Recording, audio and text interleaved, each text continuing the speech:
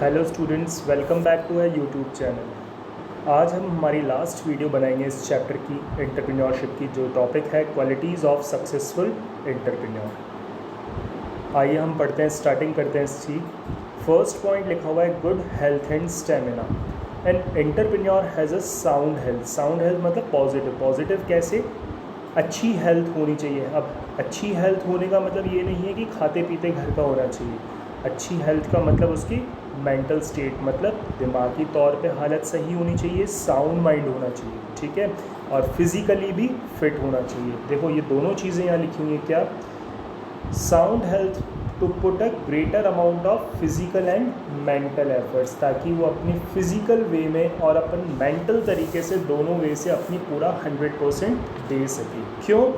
क्योंकि healthy brain lives in a healthy body, ठीक है। Good personality is build by a good health. The entrepreneur with weak health are unable to take risk and to face uncertainty. मतलब कोई ऐसा person, एक ऐसा entrepreneur जिसकी health week है या सही नहीं है, या उसकी मेंटल स्टेट सही नहीं है, या मेंटल एफर्ट्स नहीं लगा पा रहा है, या फिज़िकली फिट नहीं है, तो वो अनसर्टेनिटीज़ फेस करने में उसको प्रॉब्लम आएगी। And to undertake innovative activities, और ना ही वो अपनी इनोवेटिव एक्टिविटीज़ को परफॉर्म कर पाएगा, या जो अपनी एक्टिविटीज़ हैं उसको इनोवेटिव वे में परफॉर्म कर पाएगा। नेक्स्ट पॉइंट लिखा हुआ है उसके अंदर, सेल्फ कॉन्फिडेंस होना चाहिए। सेल्फ कॉन्फिडेंस मतलब खुद के ऊपर भरोसा कि हाँ मैं ये चीज़ कर सकता हूँ। तो entrepreneur must have a confidence and believe in themselves to achieve the desired objectives, ठीक है। They strongly believe that they can beat anyone in the field. मतलब उसे इतना भरोसा होना चाहिए कि वो सामने वाले से डरे नहीं, और पॉजिटिव वे में या कॉन्फिडेंटली ये चीज़ बोले कि हाँ मैं ये चीज़ कर सकता हूँ, और सामने वाले को रिस्पॉन्स दे सकता हूँ उस चीज़ का। नेक्स्ट लिखा हुआ है मॉडरेट रिस्क टेकर। देखो इस पॉइंट के अंदर जनरली यही चीज़ बोली गई है कि जो एक एंटरप्रेन्योर होता है वो मॉडरेट रिस्क टेकर। मॉडरेट मतलब मिडिल, मीडियम, ठीक है, न हाई रिस्क टेकर न लो रिस्क टेकर, ठीक है। लो रिस्क टेकर तो एक जनरल बिजनेसमैन भी ले लेता है। किराने की दुकान खुली हुई है, उस किराने के दुकान का जो सोल प्रोप्राइटर है उसको भी ये रिस्क तो रहती ही है कि मेरे पास कस्टमर आएगा या नहीं आएगा। तो इसका मतलब ये नहीं हुआ कि वो एक एंटरप्रेन्योर है, ठीक है। तो यही चीज़ जनरली बोली गई है कि entrepreneur must have a moderate risk taker and learn from failures. अगर वो फेल होगा एक बार, अगर ठोकर खाएगा तो उस ठोकर से ही वो सीखेगा। The successful entrepreneur are neither high risk takers nor, north लिखा हुआ है यहाँ, या नॉर कर देना, NOR, ठीक है, नॉर गैम्बलर। गैम्बलर मतलब कौन होता है? सट्टेबाजी करने वाले, ठीक है, जिसमें हार जीत लगी रहती है, जिसको अपन पढ़ते हैं गैम्बलिंग, ठीक है। तो एक एंटरप्रेन्योर क्या है? न कि गैम्बलर है, न ही हाई रिस्क टेकर है। अब सट्टा खेलते हैं लोग, उसमें भी हाई रिस्क होती है, जीत तो जीत, हार भी हो सकती है, ठीक है, अनसर्टेनिटीज़ तो हर किसी में होती है। तो इसका मतलब वो एक एंटरप्रेन्योर नहीं हुआ, ठीक है। एंटरप्रेन्योर क्या होता है? एक मॉडरेट रिस्क टेकर होता है, न कि गैम्बलर होता है। आगे बढ़ते हैं, क्या लिखा हुआ है? They work in between two extremes. किन दो एक्सट्रीम्स के बीच में काम करता है? लो और हाई रिस्क टेकर के बीच में जो मॉडरेट रिस्क आती है, तो वो क्या कहलाता है? एंटरप्रेन्योर उसी में ही काम करता है। They take moderate challenging risk to moderate return. तो वो क्या कहलाता है? चैलेंजिंग रिस्क को फेस करता है और उसी से ही रिटर्न लेने की कोशिश करता है, या फ़ायदा लेने की कोशिश करता है, ठीक है। नेक्स्ट लिखा हुआ है कम्युनिकेशन स्किल्स, मतलब बातचीत करने का तरीका होना चाहिए उसे, ठीक है। क्योंकि जनरली देखो जब बिज़नेस किया जाता है तो बिज़नेस करते समय हमें कई लोगों से कम्युनिकेट करना पड़ता है।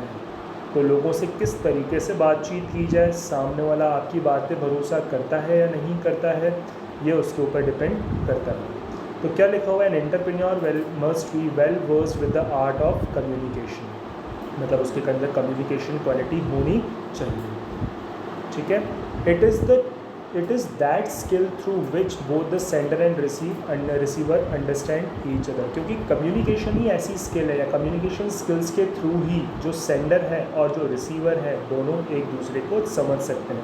बिना बातचीत किए ना किसी को समझा जा सकता है, ना सामने वाले को फेस किया जा सकता है, एंड आर बीइंग अंडरस्टूड। ठीक है, entrepreneur are required in many situations to influence customers, क्योंकि एंटरप्रेन्योर्स की आवश्यकता होती है कि अगर किसी भी कस्टमर्स को आपको क्या करना है, इन्फ्लुएंस करना है, कन्विंस करना है, एम्प्लॉयज़ को कन्विंस करना है, सप्लायर्स को कन्विंस करना है, या क्रेडिटर्स को सब कन्विंस करना है, या गवर्नमेंट को कन्विंस करना है, इसके लिए आपको एंटरप्रेन्योर की आवश्यकता पड़ती है, या एंटरप्रेन्योर का होना ज़रूरी है। नेक्स्ट लिखा हुआ है इंडिपेंडेंस, की जो एक एंटरप्रेन्योर है वो एक इंडिपेंडेंट एनवायरनमेंट में वर्क करना चाहिए, मतलब किसी इंसान का इसके ऊपर दबाव नहीं होना चाहिए। अगर वो किसी के कहने पे अगर वो काम करता है तो वो एक एंटरप्रेन्योर नहीं है। ठीक है, कि अगर किसी के कहने पे काम करता है तो जो इसको पर्सन कहता है वो काम करने का, तो वो एक एंटरप्रेन्योर की कैटेगरी में आ सकता है। लेकिन जो किसी के कहने पे काम करता है या किसी के बोलने पे काम करता है, कि वो एक एंटरप्रेन्योर नहीं होता। तो एंटरप्रेन्योर कौन होता है, जो अपनी इच्छा से काम करता है, अपनी इच्छा शक्ति को यूज़ करता है और इनोवेटिव आइडियाज़ को यूज़ करके, अपनी लीडरशिप क्वालिटीज़ को यूज़ करके अपने ऑब्जेक्टिव्स को फुलफ़िल करता है। तो इंडिपेंडेंस में क्या लिखा हुआ है, successful entrepreneur do not like to be guided by others. उसको आवश्यकता नहीं है दूसरों से सोचने समझने की, सामने वाला मुझसे क्या कहता है या सामने वाले से पूछने की भाई मैं क्या करूँ इस मैटर में, तो वो एक एंटरप्रेन्योर का काम नहीं है। They prefer to work in than environment free from interference, की वो जिस एनवायरनमेंट में काम करना चाहता है वो ऐसे एनवायरनमेंट में काम करेगा जिसमें किसी की भी इंटरफेरेंस नहीं है। They like to be an independent, ठीक है, in the matters of decision making they of their own business, मतलब खुद के बिजनेस के खुद डिसीजंस लेना चाहता है। वो इसी वजह से ही काम करना चाहता है कि मैं मेरा जो बिज़नेस करता हूँ उसके अंदर किसी भी इंसान का इंटरफेरेंस नहीं होना चाहिए। ठीक है, बड़े आगे नेक्स्ट है लीडरशिप। अपन ने कल से ही पढ़ना स्टार्ट कर दिया है कि एक एंटरप्रेन्योर के अंदर लीडरशिप क्वालिटी होनी चाहिए। तो क्या लिखा हुआ है कि एन एंटरप्रेन्योर मस्ट पोजेस मतलब होनी चाहिए कौन सी qualities, good leadership qualities to become a successful entrepreneur. कि एक नॉर्मल इंसान को अगर सक्सेसफुल एंटरप्रेन्योर बनना है तो उसको लीडर होना ज़रूरी है। कल एक लाइन भी पढ़ी थी, you must be a leader not a follower. ठीक है, because leadership is an important aspect of entrepreneurship. Aspect मतलब क्या होता है, फीचर। नेक्स्ट लिखा हुआ है गुड ह्यूमन रिलेशंस एबिलिटी, मतलब सामने वाले से मिलने जुलने की, उसको अपने साथ जोड़ के रखने की क्षमता भी होनी चाहिए, मतलब लोगों के साथ व्यवहार बनाने के भी आपके पास गुण होने चाहिए। An entrepreneur must have an ability to maintain and establish good relations with customers, की कस्टमर्स के साथ जुड़े रहना है। एम्प्लॉयज़ आपके फेवर में होने चाहिए।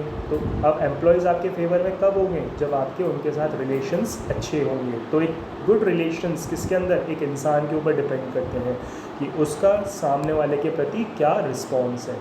थ्रू एम्प्लॉयज़, सप्लायर्स, फाइनेंसर्स कौन, जिनसे हम बिज़नेस चलाने के लिए पैसा लेते हैं, जैसे बैंक्स वगैरह, and other people related with the business to run it effectively and efficiently, मतलब बिज़नेस को इफ़ेक्टिव और एफिशिएंट तरीके से चलाने के लिए हमें जिन जिन लोगों से संपर्क रखना पड़ता है या जिन जिन लोगों से कम्युनिकेट करना पड़ता है उनसे अच्छे रिलेशनशिप्स मेंटेन करना, ताकि हमारा बिज़नेस लंबे समय तक उनसे काम ले सके। तो ये किसका काम है, एक एंटरप्रेन्योर का काम है। तो एंटरप्रेन्योर के अंदर ये ह्यूमन रिलेशन एबिलिटी भी होनी चाहिए।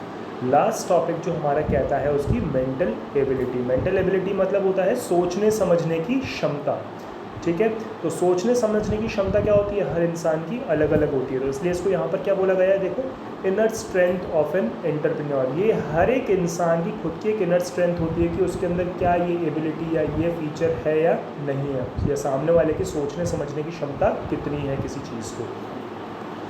तो देखो क्या लिखा हुआ है, mental ability refers to the inner strength of an entrepreneur which helps him to reach his goal। मतलब किसी चीज़ को कैसे सोचता है और कैसे उसको समझता है और उससे कैसे उसका रिस्पॉन्स देता है एनवायरनमेंट के। ये हर एक इंसान की सोचने समझने की क्षमता खुद की होती है। ठीक है, जिसको यूज़ करके वो अपने गोल्स की तरफ जाने की या गोल्स की तरफ पहुंचने की कोशिश करता है। It is that ability which helps him to respond quickly in difficult situations। ये एक एंटरप्रेन्योर की ऐसी क्वालिटी है या ये एक एंटरप्रेन्योर के अंदर ऐसी एबिलिटी होनी चाहिए, और इसी एबिलिटी के थ्रू या इसी क्षमता के थ्रू वो क्या कर सकता है, वो क्विकली रिस्पॉन्ड कर सकता है। किस चीज़ को रिस्पॉन्ड कर सकता है या जवाब दे सकता है? रिस्पॉन्ड का मतलब होता है सामने जवाब देना। किस चीज़ को रिस्पॉन्ड करना? चेंजिंग एनवायरनमेंट की तरफ रिस्पॉन्ड करना। चेंजिंग एनवायरनमेंट मतलब हमारा बिजनेस एनवायरनमेंट है, बिजनेस एनवायरनमेंट के अंदर आए दिन चेंजेस होते हैं। क्यों? क्योंकि हमारा एनवायरनमेंट क्या है, डायनेमिक है। तो एनवायरनमेंट डायनेमिक है तो कभी भी कोई भी सिचुएशंस हमारे सामने अराइज हो सकती हैं। तो हमें उन सिचुएशंस को अगर फेस करना है तो उन सिचुएशंस को फेस करने के लिए आपको उनसे क्विकली रिस्पॉन्ड भी करना पड़ेगा, अदरवाइज़ आपका कॉम्पिटिटर आपके आगे निकल जाएगा।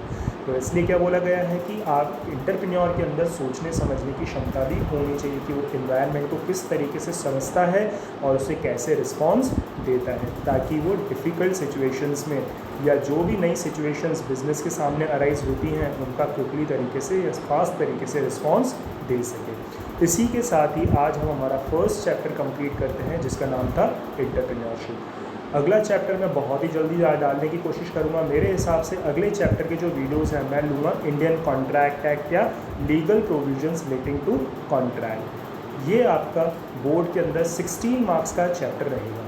तो अगला नेक्स्ट वीडियो हम डालेंगे इंडियन कॉन्ट्रैक्ट एक्ट या legal provisions relating to contract. तब तक गुड बाय स्टूडेंट्स, आप इसको पढ़िए। आपको इसके नोट्स आपको नीचे डिस्क्रिप्शन पे मिल जाएंगे, लिंक मिल जाएगा, आप वहाँ से इसके नोट्स भी डाउनलोड कर सकते हैं। अगर अभी तक आपने इस चैनल को सब्सक्राइब नहीं किया है तो प्लीज़ इस चैनल को सब्सक्राइब करिएगा ताकि हम लेटेस्ट वीडियो के साथ आप तक पहुँच पाएँ। तो जितने भी नोटिफिकेशंस होंगे आपके पास टाइमली रिसीव भी होंगे। तब तक के लिए गुड बाय।